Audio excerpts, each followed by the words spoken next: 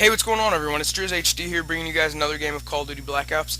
Today I'm playing some ground war domination on the map Stadium, and as you can see right here, this is a perfect example of why the Call of Duty host migrations and servers are so bad, because I think I go through 3 host migrations right here in the beginning, but that's not really what I want to talk about. For this first part of this commentary, I'm going to talk a little bit about the gameplay and the guns I'm using and why I think they're best for this map. So, first of all, I'm using a Flak Jacket. Yeah, Flak Jacket, Hardened Pro, and Tactical Mask, I think. And the reason I'm using these perks is because on Stadium, I don't know it's such a exciting map, if that's the right word.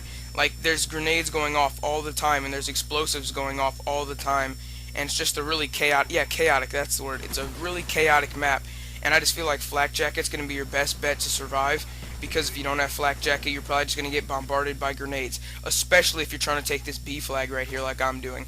And the reason I'm using Hardened is because a lot of people might not think this, but I do, but this is a really building. I mean, it's a really buildingist map, so there's a lot of buildings on it, and with Hardened, basically you can just shoot through the buildings like they were, styrofoam, and it really helps when you're trying to when you only have a couple bullets left and people are far away inside of buildings. Now I'm also using Tactical Mask, I think, because when you get the Pro version, which I have, it makes it so that stun grenades don't affect you, and a lot of people take that as a really underrated perk, but once I unlocked it and I saw a commentary by Woody's Gamertag talking about how good it was, I fell in love with that perk. I think when you put Flak Jacket and Tactical Mask together in one, then it's in perfect unison, because stun grenades don't affect you and flash grenades don't affect you. So, and regular grenades don't affect you. So basically, you're invincible to any equipment that the enemy is going to throw at you. So I'd really recommend using those 2 perks together in a combination. But for this commentary, really, I want to talk about an experience that happened to me just a couple days ago, and it was how I almost got arrested twice in the same day. So, without further ado, I'm going to start this story. Alright, so my friends called me up and they say, "Hey, Brandon, you want to go to this place to get some bread?" And it's not like a bread shop that sells loaves of bread, it's like a bakery, so they sell, like cinnamon buns and shit like that. So, they asked me if I want to go there, and so we were walking over to there, which it's about like maybe a mile and a half from my house. So we walked over there, and on the way there were these 2 signs. No, there was these 2 chairs in the middle of the street. Well, they weren't really in the middle of the street, they were at the end of this guy's driveway, and they said "for sale" on it. And when you see a "for sale" sign, no, God, what the hell am I talking about? It said "for free" on it. So I was like, alright, for free, this would be kind of fun, just have these chairs and mess around with them, not actually, want them, because they were kind of old and broken down and rusty. So, after that, we took the chairs and we were dragging them for a while, and we finally came to our senses, and we were like, why the hell are we doing this? This just proves that we're being really stupid and childish, and we don't need these. So we walked about a quarter of a mile down, and we left them in the middle of the road. And sorry guys, I'm using Hacker Pro, I just realized that, I don't want to interrupt, but the owner whose chairs they were came out, and he drove up in his car with his wife, and they were just being really, impolite.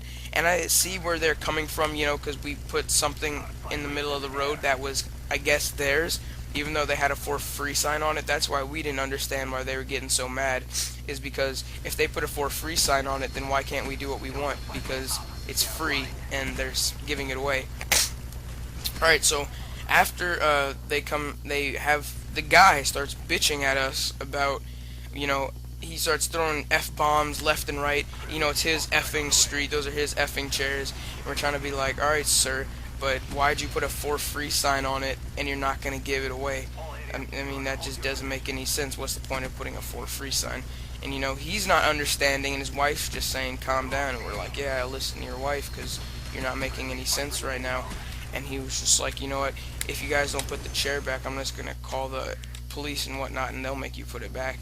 And so, we didn't want to run into the police or anything. That would just be a whole bunch of drama.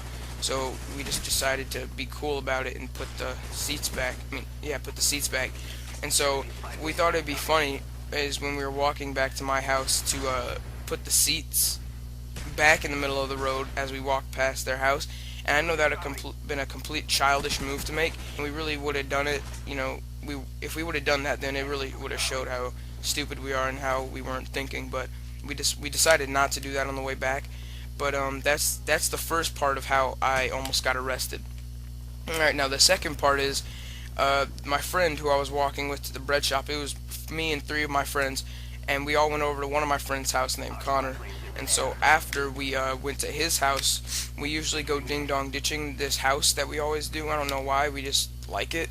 We no, that sounds weird. We like to ding dong ditch that house. I'm not sure why, but we usually ding dong ditch it, and we never have any problems with it. But for once, now this sounds completely set up in my mind. Leave a comment if you agree. So, they made me go up and ding dong ditch it, and this about two houses down, there's a big old tree, like a line of trees, and they decided to go hide down there. And I'm like, all right, why are you guys hiding down there? Because they usually come up with me. But I did see some people at the window of another house while we were walking, and that just not being, not seeing that just completely led to something stupid. So, we were walking, and they stopped. They said, "You just keep going." And I'm like, all right, I guess this sounds fine, because I didn't see anything suspicious about it at the time. And I go there, and I ring the doorbell, and I start running away, and all of a sudden these people dash out of that house, saying, "Stop, stop, we see you." And, I wasn't going to run, because if we would have ran to Connor's house, they would have just followed, and then his mom would have got mad at all of us, and, it just wouldn't have been a good thing. So we just decided to stop and talk to them. And when we talked to him, it was also another situation of the girl being understanding and her husband just being a douchebag, because the lady, she was trying to explain to her husband that, because her husband was saying, you guys are bad kids and all that shit, and we were like, alright, we're never going to do it again, we're sorry, we don't realize that, because they were telling us about an instance that this lady got ding-dong ditched at 3 o'clock, and when she opened the door, a burglar rushed in and, knocked her out of her door and went and robbed her house.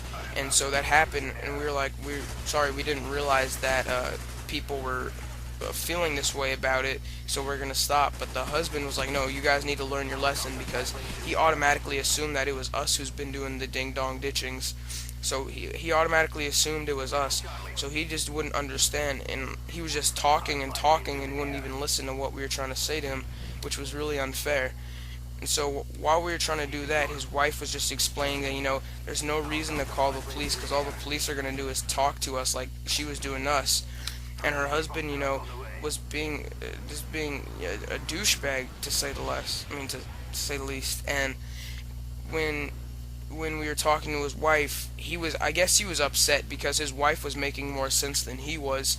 So he decided to leave his wife in the middle of the street and just go inside. That was completely bogus right there. But his wife was just explaining that her husband is just trying to look out for the neighborhood, and what we were doing was wrong, and we knew that. And what she really wanted us to realize is that we can't go around doing this anymore. And so we completely understood, and we said we were going to be sorry. But the funny thing that we all realized was that day was Mardi Gras, and we realized that police aren't going to have time for kids and ding dong ditching. They're going to have to be worried about drunk people walking down the streets and stuff like that, and fights and whatnot, because it was Mardi Gras. So nothing really happened bad that night. I mean, it was scary for me, because I've never been in a situation where I've had the cops almost called on me at all. I've never had that, so I was kind of freaked out at first. But it was a pretty fun experience, I guess you could say, and I guess a learning experience to be more careful what you do. So yeah, those are my life stories about how I got arrested twice. I mean, I almost got arrested twice in the same day. And I would love to hear about your guys' stories. Maybe you guys have gone ding dong ditching and got the police called on you. Just leave a comment below about what's happened, because I feel like that'd be a really interesting story to share, and I would love to hear about people's stories. So that would be really, really cool. So yeah, guys, this gameplay is really coming to a wrap. I think I get a few more kills with my chopper gunner and my dogs, and I go 67-2, which is my best game I've ever had on Call of Duty Black Ops, besides the 65-1, but I never got that one recorded.